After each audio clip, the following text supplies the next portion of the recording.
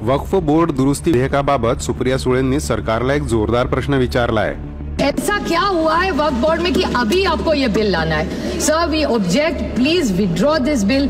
खरंय हो, आत्ता नेमकं काय झालं? आत्ता काहीही झालं नाहीये। जे व्हायचं होतं ते 4 फेब्रुवारी 2016च्या दिवशी झालं, जेव्हा वक्फ बोर्डाच्या सीईओ नसीम बानो पटेल यांनी नाशिकमधील मशिदीजवळ असलेली जमीन वक्फ बोर्डाची नाही असं नोटिफिकेशन जारी केलं आणि त्यानंतर 2,500 कोटी अशी किरकोळ किंमत असलेली जमीन नाशिकच्या बिल्डरांना विकली। आता नसीम बानो पटेल यांची नियुक्ती सुप्रिया सुळेंच्या पक्षातले माजी नेते आणि माजी महसूल मंत्री एकनाथ खडसेंनीच केली होती। त्यात असं काय विशेष?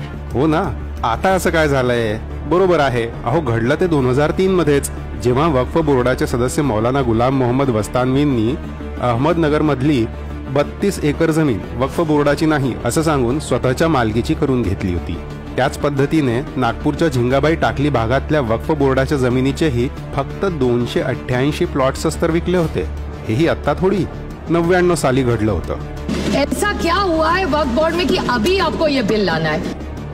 सुप्रियाताई, तुम्ही लढत राहा, कारण भारताचा कोपरान कोपरा वक्फ बोर्डाचा होत नाही तोपर्यंत आपल्या देशाला या दुरुस्ती विधेयकाची काही एक गरज नाहीये।